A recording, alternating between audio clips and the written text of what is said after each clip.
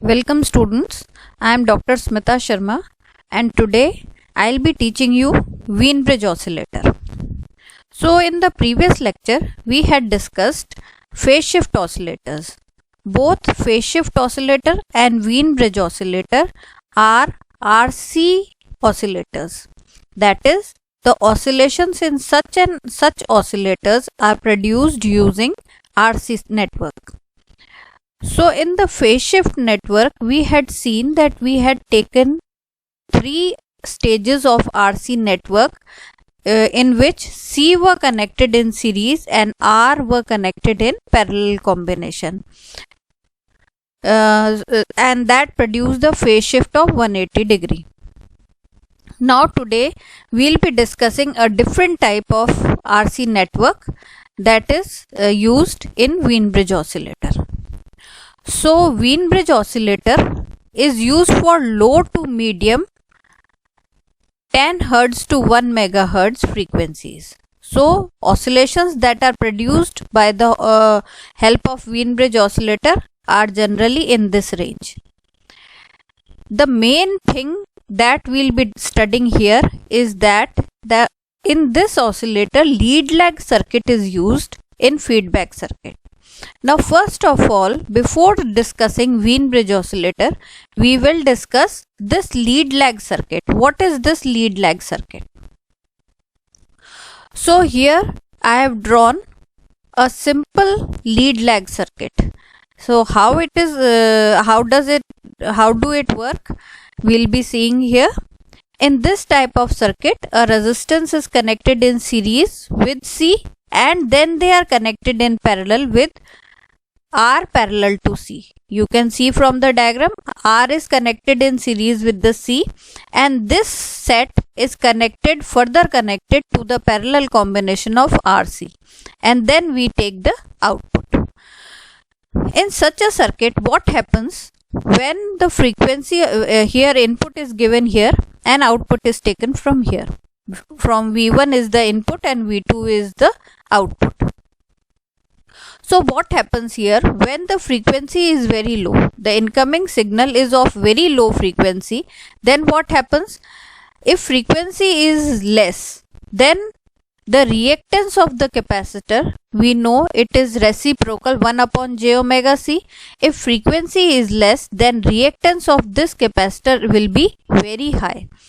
It is for very low frequency, it behaves like an open circuit because reactance is so much high. So no signal can pass through it and then output signal will become 0. So at low frequency, the series capacitor behaves as open circuit. Because of it, output signal is 0. Now what happens at high frequencies? At high frequency, the reactance of this capacitor becomes very small, so signal passes easily through it. But what happens? The reactance of this capacitor also becomes very small. So all the signal bypasses through it and goes out. So again the output signal becomes 0. It goes into earth. So at high frequency, the parallel capacitor behaves as a short circuit.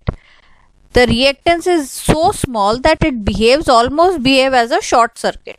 So again the output signal is 0. Now in between low frequency and high frequency, there comes a condition where we get a suitable output signal. Between these two extreme frequency, there is a state when output voltage obtained is maximum. At this state, the phase difference of the circuit is 0. So we keep on changing the frequency, and for a particular frequency, the phase difference of the circuit becomes 0. So we can say we term it as resonant state. At that particular frequency is termed as resonant frequency FR. And what happens at resonant frequency?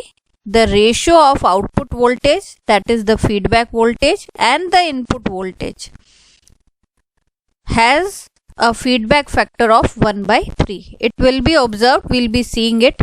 So at resonant frequency, the ratio of these two voltages is 1 by 3.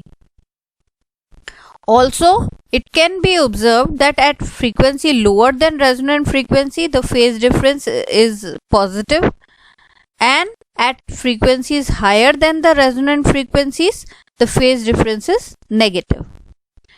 So now we'll do some mathematical analysis. I have clearly written that feedback factor is 1 by 3. We'll find out how it becomes 1 by 3 in this case. So taking the same diagram, we'll be taking this diagram.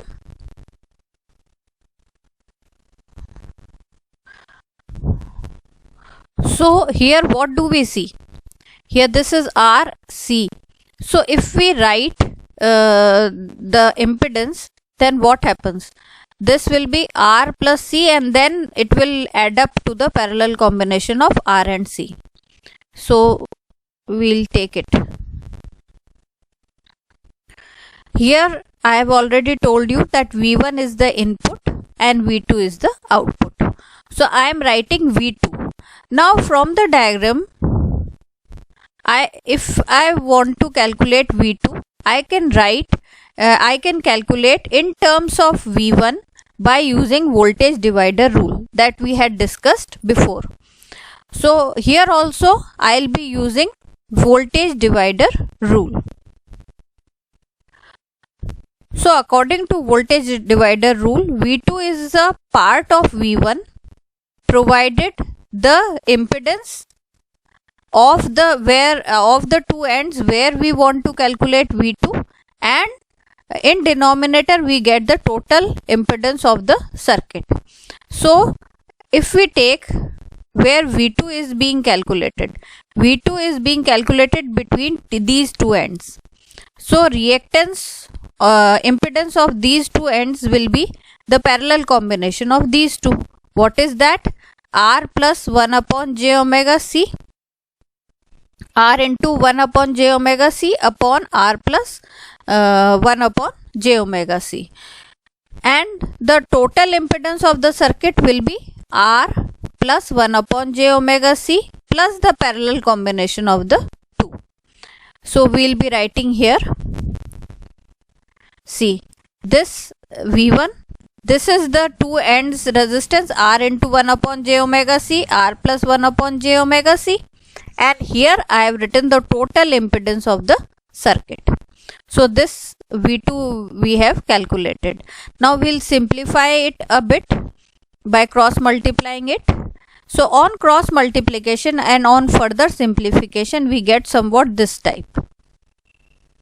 And if we go on further simplifying, we get JR upon omega c into V1 a whole upon in bracket 1 upon omega square c square minus R square plus 3JR upon omega c. This is what the final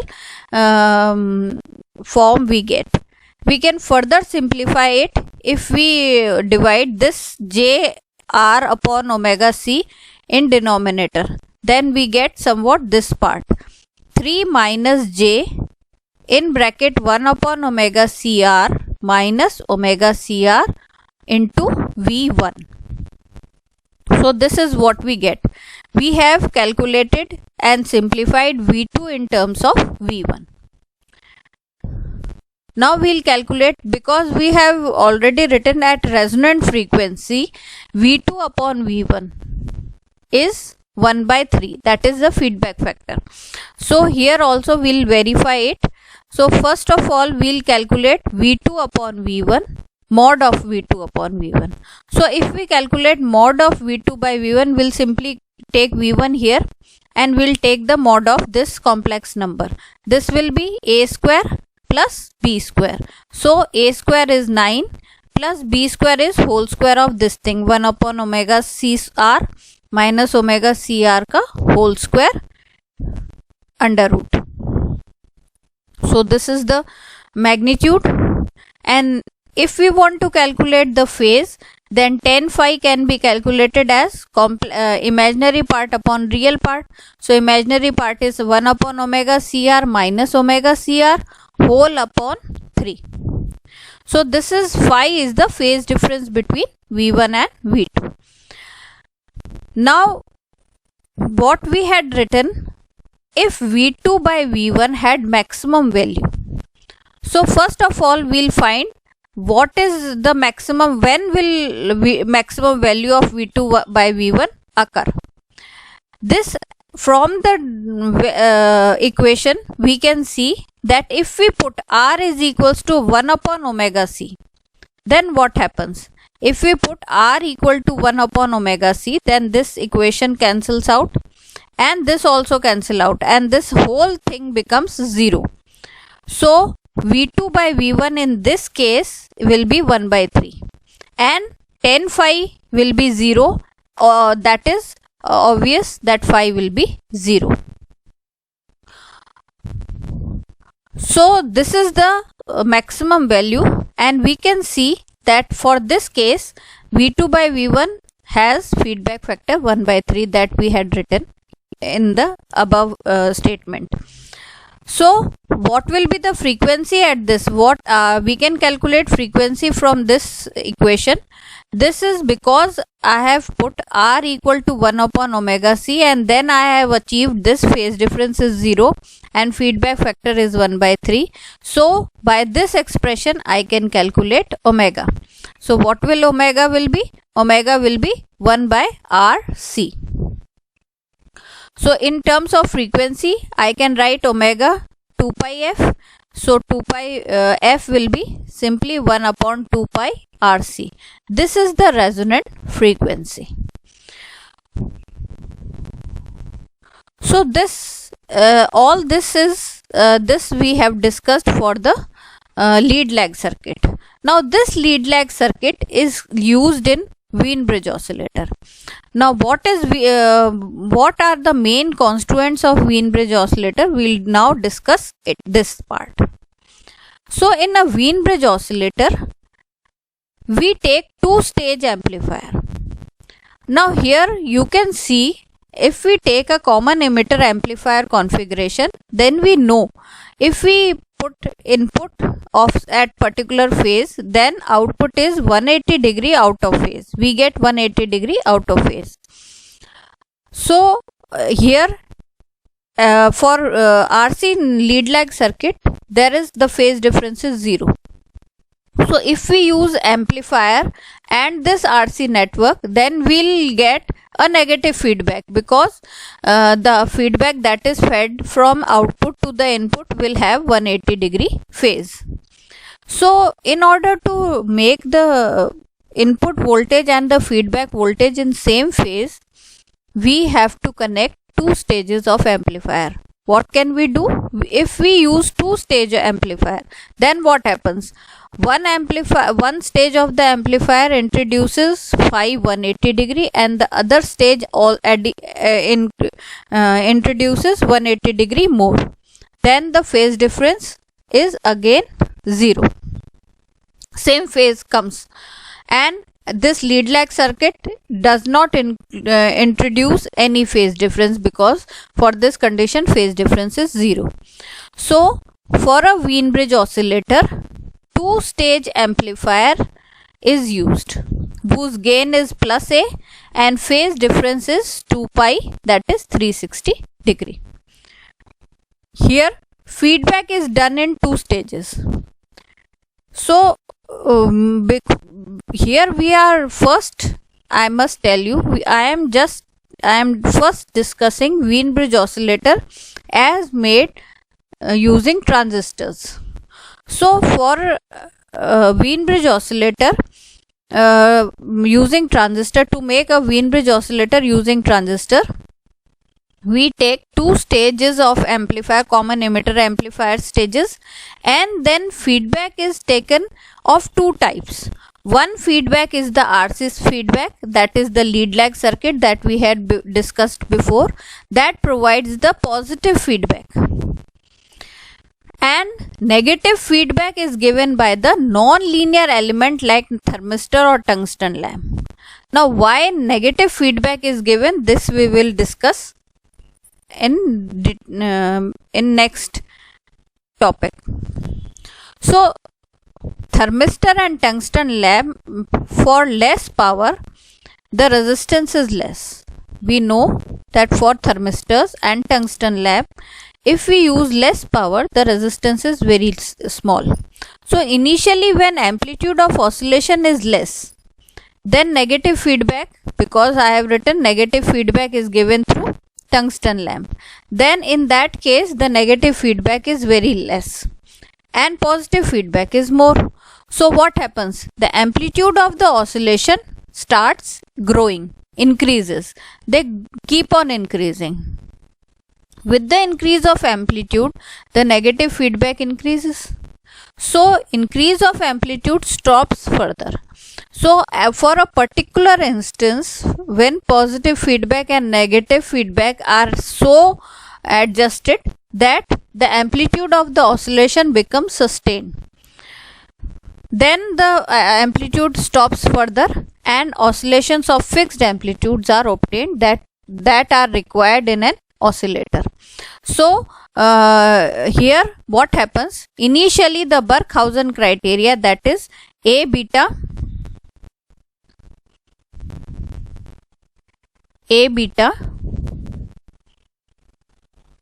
is greater than 1 is fulfilled because negative feedback is less, positive feedback is more. So oscillations grow. After some time we want sustained oscillation. We don't want amplitudes to grow further. In that case negative feedback increases so that it stops further growth and A beta becomes equal to 1. So here in this way negative feedback helps us to obtain sustained oscillation.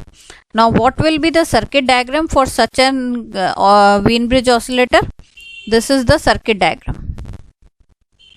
Here I have instead of two-stage amplifier, I have simply made a triangle that depicts a two-stage amplifier. Along with the two-stage amplifier, I have connected a lead lag circuit and a tungsten lamp. So all this combination makes a Wien-Bridge oscillator. So what happens in a Wien-Bridge oscillator? We have two-stage common emitter amplifier stage along with the lead lag circuit that provides the feedback to the circuit. In order to obtain sustained oscillations, we use tungsten lamp. Now what happens at resonant frequency? At resonant frequency, feedback factor is 1/3 that we had already calculated. So according to Barkhausen criteria, A beta is greater than equal to 1. So what will A will be? A will be 3. And phase difference is pi plus pi because two stage and feedback is providing no phase difference, that is 0. So we have 2 pi. So A beta Wien-Bridge oscillators are used in so this Barkhausen criteria is fulfilled.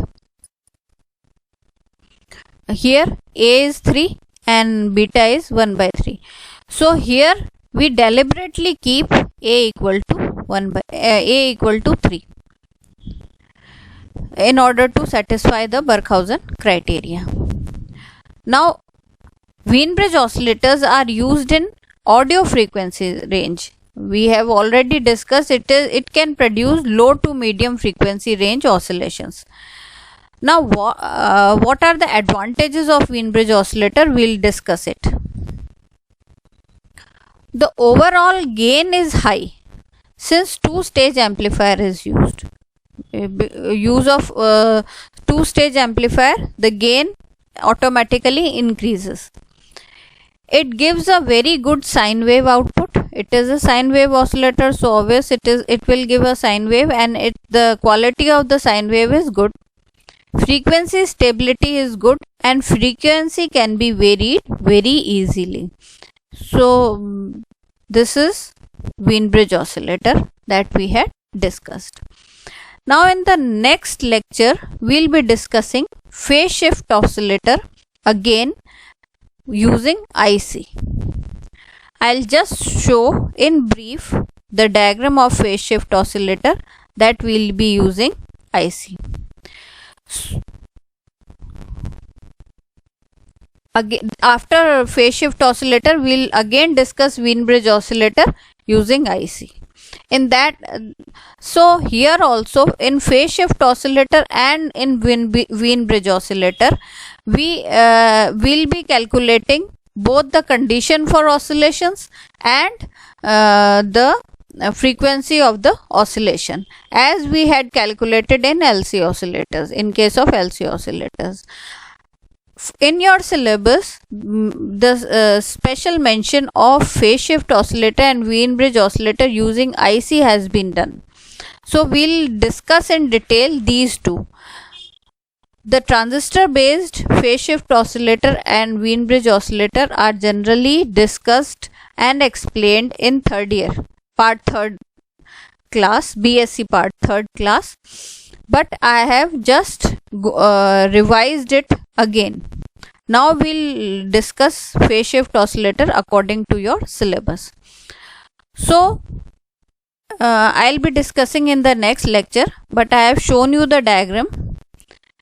Here you can see that this is 741 IC. So I'll be making phase shift oscillator using 74 IC op-amp that we have discussed in detail, along with RC feedback network.